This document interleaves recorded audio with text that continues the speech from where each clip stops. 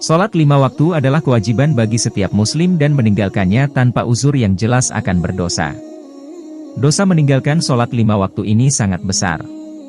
Ibnu Qayyim al-Jauziyah mengatakan dalam kitab Asy-Syalah, kaum muslimin sepakat bahwa meninggalkan sholat 5 waktu dengan sengaja adalah dosa besar yang paling besar dan dosanya lebih besar dari dosa membunuh, merampas harta orang lain, berzina, mencuri, dan minum minuman keras. Lebih lanjut ahli fikih kenamaan yang hidup pada abad ke-13 Masehi ini menjelaskan, orang yang meninggalkan sholat akan mendapat hukuman dan kemurkaan Allah Subhanahu wa Ta'ala serta mendapatkan kehinaan di dunia dan di akhirat.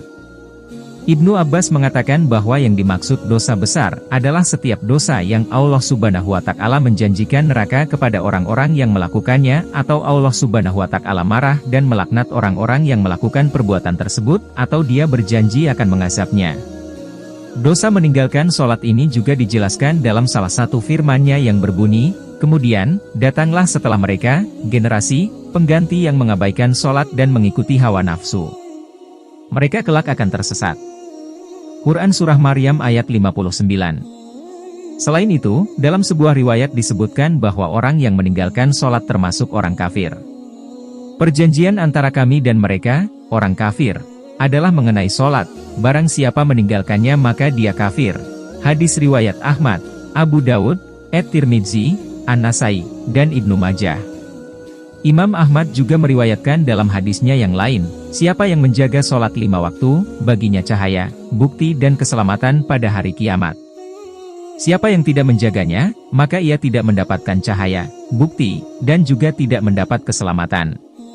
Pada hari kiamat, ia akan bersama Qorun, Fir'aun, Haman, dan Ubay bin Khalaf. Sholat adalah awal perkara yang dihisab pada hari kiamat. Samir Al-Qarni dalam dahsyatnya sholat subuh menjelaskan, sholat adalah perkara yang pertama kali dihisab kelak di hari kiamat.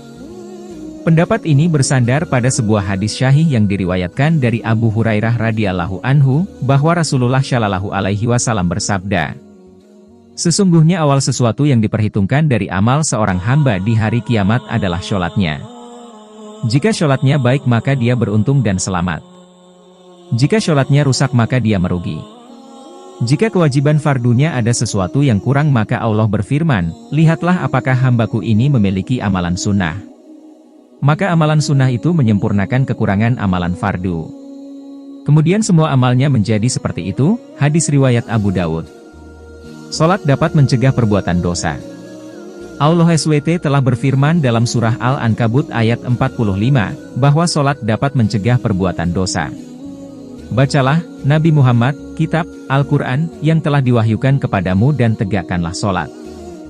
Sesungguhnya sholat itu mencegah dari perbuatan keji dan mungkar.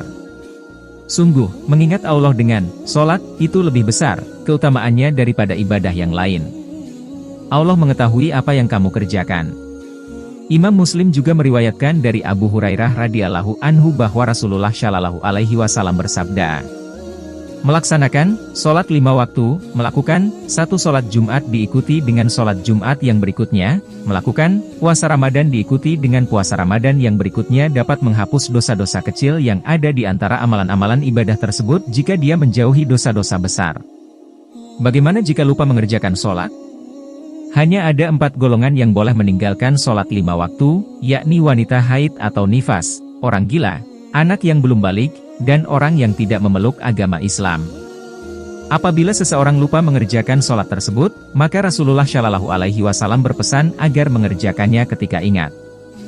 Dari Abu Hurairah radhiyallahu anhu, ia berkata, bahwa Rasulullah Shallallahu Alaihi Wasallam bersabda, barang siapa yang terlupa mengerjakan sholat, hendaklah ia sholat ketika ingat.